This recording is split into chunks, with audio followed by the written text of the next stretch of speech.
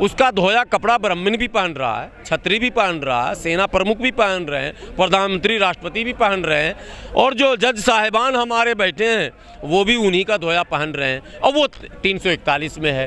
तो फिर छुआछूत कैसे आधार हो गया? धोबी को नहीं मिलना चाहिए आरक्षण? मिल रहा है ना भाई। नहीं मिलना चाहिए क्या? अरे आप हमेशा बात को उलट क्यों रहे? जब उसको मिल रहा तो छुआछूत शब्द ही आपका गलत हो गया ना। अगर छुआ के छूत के आधार पर मिलता तो धोबी को नहीं मिलता ना भाई।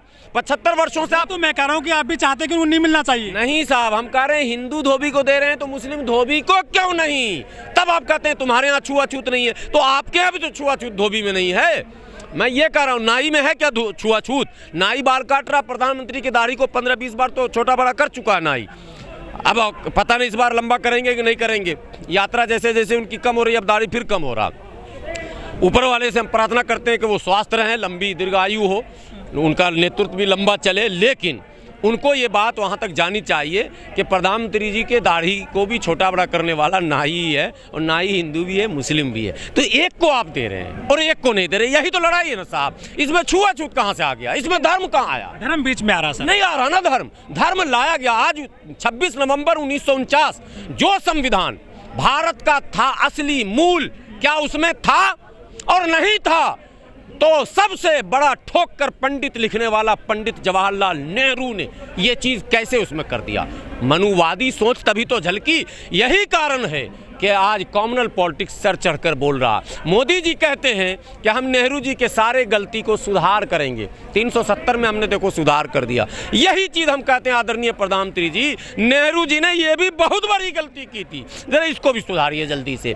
कॉमनल पॉलिटिक्स से देश को मुक्त कराना है तो तमाम देश के लोगों से मैं कह रहा हूँ, विशेषकर अपने एससी भाइयों से कह रहा हूँ, आप अपने लोगों को अपने करीब कर लीजिए। डरिए मत, आपका कहीं अधिकार नहीं जाने वाला और बढ़ने वाला, सम्मान भी बढ़ने वाला, सत्ता भी आने वाली है। और बहन जी ने राज्यसभा में एक बार कहा ऑन रिकॉर्ड, तब उन्होंने स्वर्ण आरक्षण के बारे में भी कहा था 10%, जो मोदी जी ने दिया, बहन जी ने वकालत किया था, लेकिन तब बहन जी ने 341 का भी जिक्र किया था और कहा था कोटा बढ़ाया जाए और प्रतिबंध हटाया जाए। तो बहन जी को तो ये बात समझ में आ गई, लेकिन कुछ एससी नेताओं को अभी ये बात समझ में नहीं आ रही है। मेरा मानना है इस संविधान की पवित्रता को बचाए रखने के लिए इस काले धब्बे का हटना बहुत जरूरी है। लेकिन बीजेपी के मंत्री तो बोलते कि हम संविधान बदलने आए हैं। अनंत हेगड़े के बाप का देश नहीं है साहब, भारत सभी का देश है ना। बीजेपी के मंत्री बोल देंगे, वो तो एक मंत्री हमारे यहाँ के जो हैं सांसद, मैं बेगूसराय का हूँ, हमारे यहाँ के सांसद हैं, वो वीजा बांटते हैं। तुमको खाना अच्छा नहीं लगता तो पाकिस्तान चले जाओ, तुमको कपड़ा अच्छा नहीं लगता तो पाकिस्तान चले जाओ, तुमको सड़क अच्छी नहीं लगती है तो पाकिस्तान चले जाओ। तो मैंने एक दिन कहा, मंत्री जी पाकिस्तान से आपका कौन सा एग्रीमेंट हो गया कि सबको आप पाकिस्तान भेज रहे हो? हमको सऊदी क्यों नहीं भेजते हो? हमको श्रीलंका क्यों नहीं भेजते हो? हमको बांग्लादेश क्यों नहीं भेजते हो? हमको मलेशिया इंडोनेशिया क्यों नहीं भेजते हो? बार बार पाकिस्तान। इसका मतलब ये लोग पाकिस्तान के एजेंट हैं। एजेंट ही तो भेजता है ना, वीज़ा कौन देता? वीज़ा एजेंट देता। तो ये लोग एजेंट है, इसलिए ये सब मुद्दे में दम नहीं है। देखिए, संविधान के में छेड़छाड़ हुआ है, हम लोग संघर्ष कर रहे हैं कि वो दाग भी हम मिटा दें। संविधान बदलने की सपना जो देख रहे हैं उनको सपना देखने दीजिए, मुंगेरी लाल के हसीन सपने। यहीं पर संविधान की कॉपी जलाई गई थी, इसी जगह पर जलाई गई थी। उन जलाने वालों के प्रतिरोध में भी बहुत कुछ जला था। आपके ज्ञान में नहीं, मैं कैमरे पर बहुत कुछ नहीं बोल सकता। और उनकी ऐसी तैसी भी कर दी गई थी। और आपको पता है बाबा साहब ने मनुस्मृति का भी दहन किया था। और संविधान जलाने के बाद उत्तर प्रदेश के बलिया शहर में बाज़ाब्ता तमाम मनुवादी विचारधारा के पोषक पुस्तकों की अर्थी निकालकर बीच चौराहे पर उसे भी जलाया गया था। बहुत कुछ हुआ था, लोग हैं बैठे हुए थे, ऐसा नहीं है कि बस 4 लोग जो चाहेंगे कर लेंगे। देश 130 करोड़ का है ना भाई, 130 करोड़ का है, उसमें भाजपा कितने हैं भाई? आज भी कितने हैं, सत्ता में होकर भी कितने हैं? इसलिए ये सब मत कहिए कि भाजपा के एक नेता ने कहा होगा, किसी नेता ने, कहने दीजिए, उसके कहने से क्या होता है।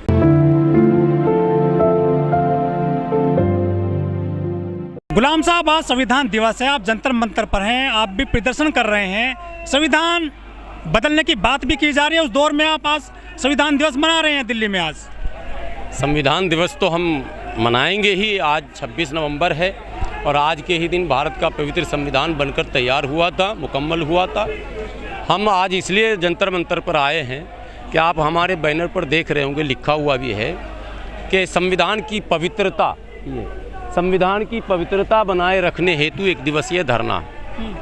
ठीक है, पवित्रता बनाए रखने आपने कहा संविधान मिटाया जा रहा, तो इसीलिए तो हम लोग आए हैं मैदान में कि मिटाने वाले जो अपना षड्यंत्र रच रहे हैं, हम अपनी मेहनत कर रहे हैं, हम बचाने वाले हैं और पवित्र संविधान बचाना चाहते हैं। संविधान में जो पहले से दाग लगे हुए उसको भी मिटाना चाहते हैं। संविधान में जो काला धब्बा लगाया पंडित नेहरू जी ने उसको भी मिटाना चाहते हैं, उसकी भी लड़ाई हम लड़ रहे हैं, उसकी भी मांग हम कर रहे हैं और आम नेताओं को आह्वान कर रहे हैं कि आप उसमें भी हमारे साथ आएँ।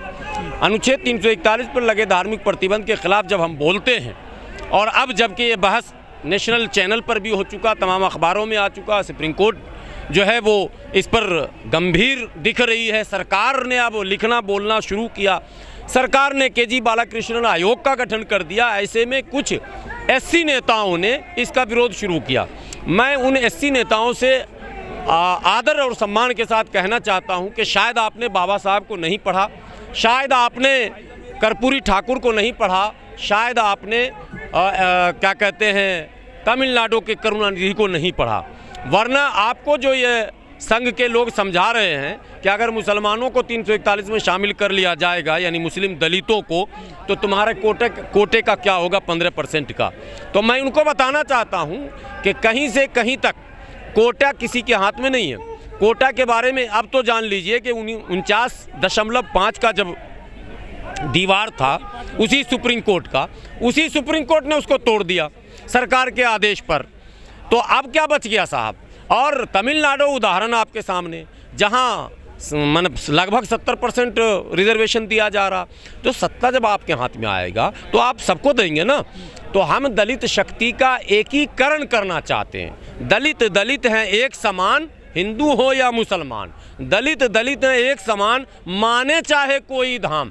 हमारा कहना है कि वो तमाम जातियां जो इधर भी हैं उधर भी हैं, वो सामाजिक स्थिति उनकी एक जैसी है, धर्म कुछ भी उनका हो, धर्म आधार ही नहीं है देने लेने का, तो फिर धर्म का नाम क्यों ले रहे हैं आप। लेकिन सुप्रीम कोर्ट ने फिर से मना कर दिया सर कि मुस्लिम और ईसाइयों को नहीं देंगे आरक्षण। नहीं, सुप्रीम कोर्ट ने ऐसा नहीं कहा, सरकार ने ये बात कही है हलफनामे में।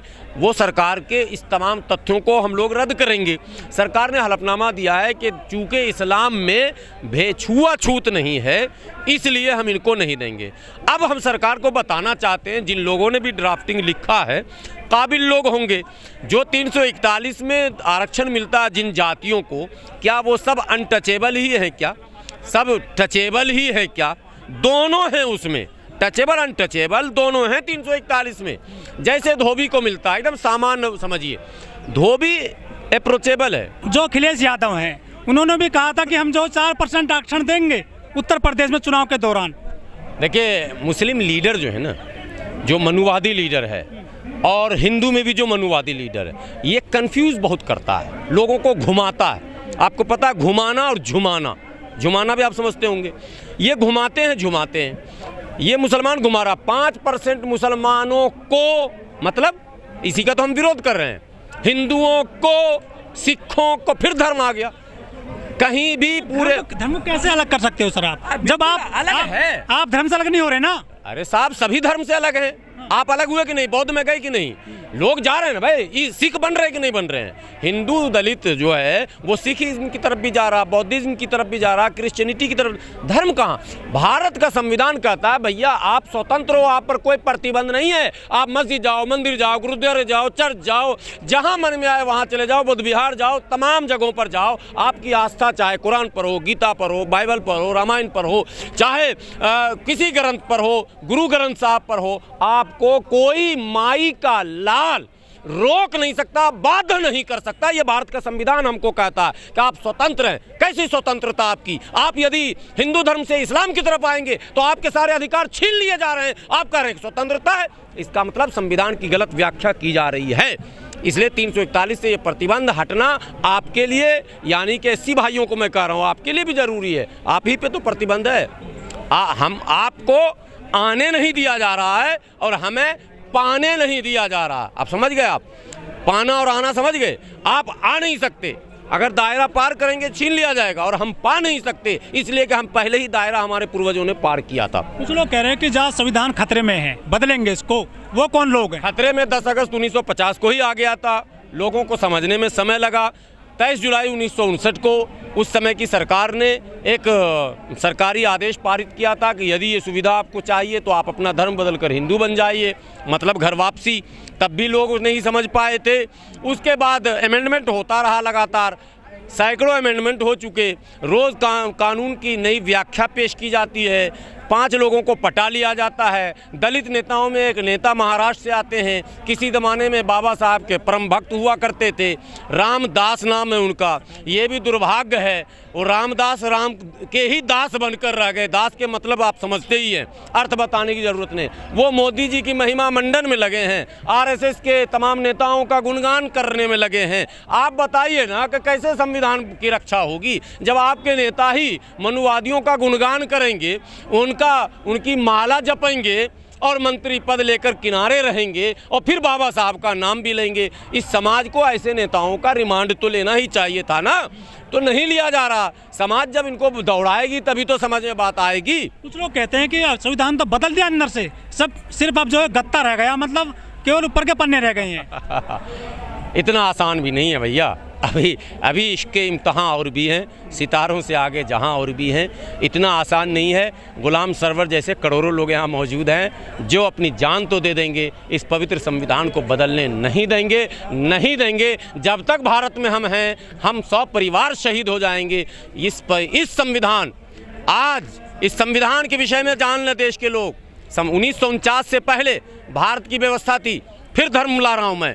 हिंदू राजा भी थे, व्यवस्था वही थी, मुस्लिम राजा भी थे, व्यवस्था वही थी, ब्रिटिश भी आए, व्यवस्था वही रही। व्यवस्था अगर बदली तो भारत के संविधान के आने के बाद बदली। आज आपको अधिकार मिला तो संविधान के आने के बाद मिला है। इस संविधान को कैसे हम खत्म होने दे देंगे भाई?